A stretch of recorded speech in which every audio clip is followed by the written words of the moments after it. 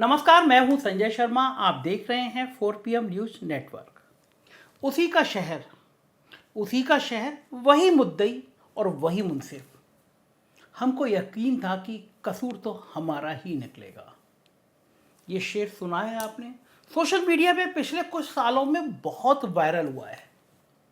Viral इसलिए हुआ है कि देश के लोगों का भरोसा न्यायालय से उठने लगा, कोर्ट से उठने लगा। लोग सवाल करने लगे।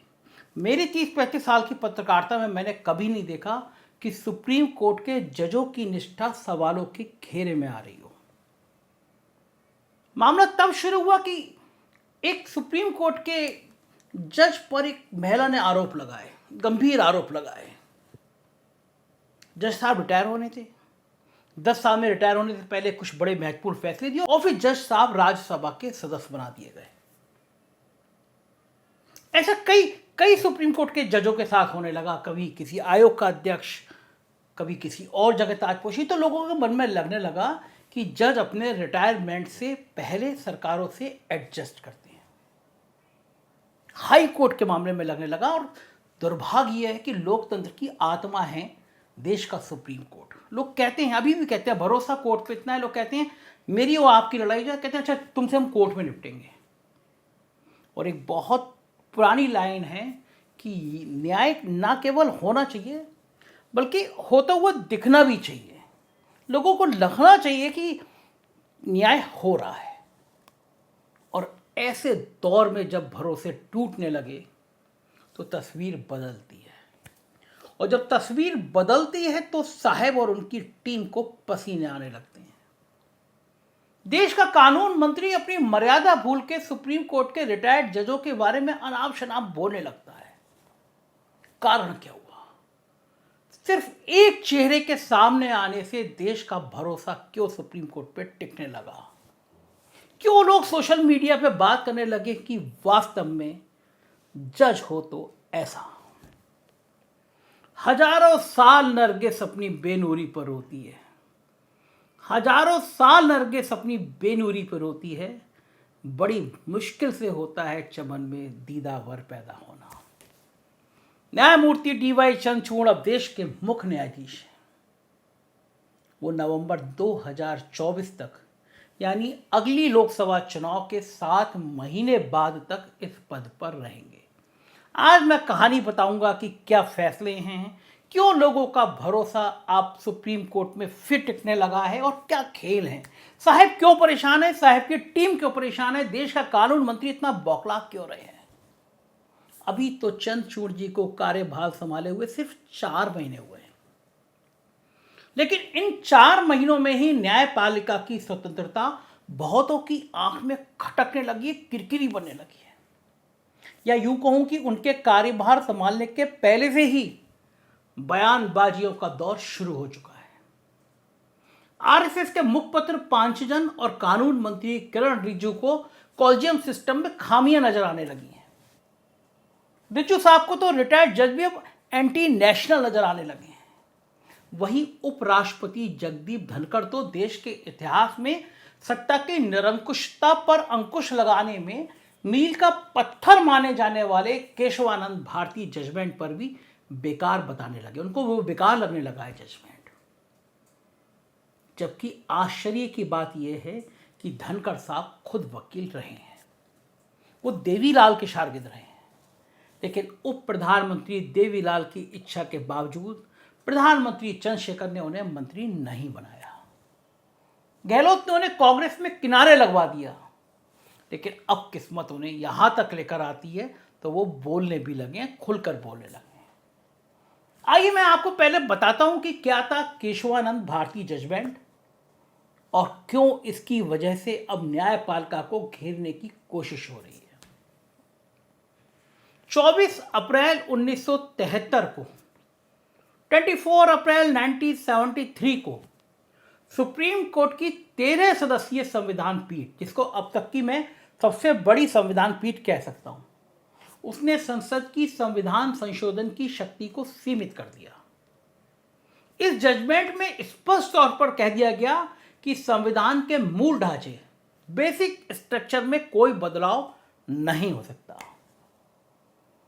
मोटे तौर पर हम इस मूल ढांचे के रूप में देश का संघीय ढांचा, संसदीय प्रणाली, धर्मनिरपेक्ष स्वरूप, नागरिकों के मूल अधिकार, न्यायिक स्वतंत्रता आदि को परिभाषित करते हैं। बाद में 1994 के एसआर बोमई मामले में सुप्रीम कोर्ट की संविधान पीठ ने राज्यों में राष्ट्रपति शासन लगाने यानी धारा 356 की प्रक्रिया को भी न्यायिक समीक्षा के दायरे में लाकर खड़ा कर दिया।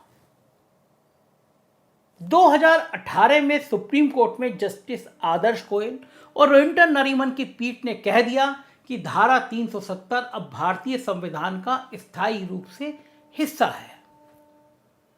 अब ये तीनों मामले मैंने आपको क्यों बताता हूं। ये तीनों मामले मैंने आपको इसलिए बताए ताकि अब जो आपको बताने जा रहा हूं वो आपकी समझ में आ जाए कि आखिर सत्ता की निरंकुशता को जस्टिस चंद्रचूड़ जैसे निष्पक्ष जज से इतना डर क्यों लगता है, परेशान क्यों है, पसीने क्यों है। दरअसल जस्टिस चंद्रचूड़ के कार्यभार संभालने के पहले भी मोदी सरकार को न्यायपालिका से इतनी बार झटके लगे हैं जितना आजाद भारत में किसी सरकार को कभी नहीं लगे। कई बार न्यायपालिका ने मोदी सरकार के फैसलों को पलटकर उसे शर्मसार कर दिया। मैं आपको कुछ महत्वपूर्ण फैसले बताता हूं। नंबर 1, कॉलेजियम सिस्टम को खत्म करने वाला 100वां संविधान संशोधन विधेयक मोदी सरकार ने पारित करवाया। बड़ा बोल्ड फैसला था, लेकिन सुप्रीम कोर्ट ने देश के इतिहास में पहली बार किसी संविधान संशोधन विधेयक को पूरी तरह खारिज कर दिया। इसके पहले ऑर्डिनरी बिल या आंशिक रूप से कोई भी संविधान संशोधन भले निरस्त हुआ हो, लेकिन पूरा संविधान संशोधन विधेयक ही निरस्त हो जाए, ऐसा पहली बार हुआ था, मेरी जानकारी में नहीं है। दूसरा, नवाब तुकी की अरुणाचल प्रदेश की कांग्रेसी सरकार को मोदी कैबिनेट ने बर्खास्त कर दिया था, लेकिन उस सरकार को भी न्यायालय ने वापस बहाल कर दिया। बेचारे कलिको पुल, जिन्हें तुकी की जगह ऑपरेशन लोटस के माध्यम से मुख्यमंत्री बनाया गया था, उन्होंने तो इस जजमेंट की कुर्सी जाने के बाद सुसाइड कर लिया था, आत्महत्या कर ली थी। तीसरा, हरीश रावत की उत्तराखंड की सरकार को भी मोदी कैबिनेट ने बर्खास्त किया था, मगर वो सरकार भी न्यायालय ने बहाल कर दी। चौथा, आधार के मामले में निजता के अधिकार पर भी सुप्रीम कोर्ट की बेंच ने, जिसमें जस्टिस चंद्रचूड़ भी शामिल थे, सरकार के हाथ बांध दिए थे। अब ये सब मामले तब के हैं जब चंद्रचूड़ साहब चीफ जस्टिस नहीं बने थे। उस दौर में तो सुप्रीम कोर्ट को सरकार के सामने दबा हुआ भी माना जाता था। तब भी इन सब मामलों में सरकार के फैसले पलटकर साहब का गुरूर तोड़ने में कोर्ट कभी पीछे नहीं रहा। बताइए भला कोई सोच सकता है कि कोई संविधान संशोधन पूरी तरह से असंवैधानिक बताकर खारिज कर दिया जाए? लेकिन यह भी हुआ, और इस शर्मिंदगी को भी मोदी सरकार ने झेला। वो भी तब जब फंडामेंटल राइट्स और संविधान की सर्वोच्चता के सबसे बड़े हिमायती चंद्रचूड़ साहब चीफ जस्टिस नहीं बने थे तब। अब चूंकि वो खुद न्यायपालिका के सर्वोच्च पद पर हैं, तो तानाशाही मॉडल के पैरोकारों की नींद उड़ना तो स्वाभाविक है। उनको डर इसलिए भी लग रहा है कि जो जज अपने पिता के दिए गए फैसलों को भी उलट सकता है, वो भला साहब के दबाव में आ जाएगा क्या? ऐसा सोचना भी मूर्खता है। उनके पिता जस्टिस वाई चंद्रचूड़ देश के सबसे लंबे समय तक चीफ जस्टिस रहे हैं, और उन्होंने भी आईपीसी की धारा 497 के मामले में, व्यभिचार के मामले में पूरी तरह महिलाओं के पक्ष में एक तरफा झुका हुआ जजमेंट दे दिया था, फैसला दे दिया था। और इसी जजमेंट को उनके बेटे डी.वाई. चंद्रचूड़ ने अब व्यवहारिक बताते हुए खारिज कर दिया और नया जजमेंट दिया था। सोचिए, अपने पिता के खिलाफ, पिता के फैसले के खिलाफ जजमेंट।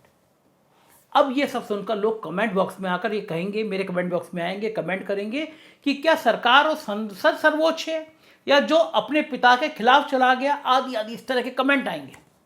लेकिन ऐसे भक्त लोगों से मैं कहना चाहता हूं कि हर व्यक्ति की एक स्वतंत्र चेतना होती है, और दूसरी बात यह कि चाहे संसद हो या सुप्रीम कोर्ट, सब संविधान के अधीन है, ना कि सरकार के अधीन। केंद्र सरकार के अधीन तो राज्य सरकारें भी नहीं आती, उनका भी स्वतंत्र अस्तित्व होता है, और सभी शक्तियों के पृथक्करण के संवैधानिक सिद्धांत के अनुरूप कार्य करें, ये देखने यानी संविधान के संरक्षक अधिकार सुप्रीम कोर्ट को हासिल है। अब चूंकि इन्हीं अधिकारों और आदर्शों के पैरोकार जस्टिस चंद्रचूड़ अब चीफ जस्टिस हैं, तो सवाल महाराष्ट्र के गवर्नर हैं कोश्यारी और गुवाहाटी मॉडल का भी है। तो धारा 370 जिसे 2018 में सुप्रीम कोर्ट ने परमानेंट कहा था, उससे 2019 में छेड़छाड़ का भी सवाल, और सवाल तो फिर सीबीआई और ईडी के दुरुपयोग का भी है, तो पीएम केयर फंड को सीएजी की जांच से बाहर रखने का भी है, और सवाल दिल्ली विधानसभा में चुनी हुई सरकार के अधिकारों का भी है, साथ ही बुलडोजर जस्टिस सिस्टम की संवैधानिकता का भी है। ये सब ऐसे सवाल हैं जो जस्टिस चंद्रचूड़ जैसे न्यूट्रल और दबाव रहित व्यक्ति के कमान संभालने के बाद से साहब और उनकी टीम को डरा रहे हैं। यही कारण है कि देश के कानून मंत्री इस तरह के कमेंट कर रहे हैं जो सोचा नहीं था। किसी ने कल्पना नहीं की थी कि साहब का एक शख्स, एक प्यादा, एक मिनिस्टर इस तरह रिटायर्ड जजों को एंटी नेशनल बता देगा।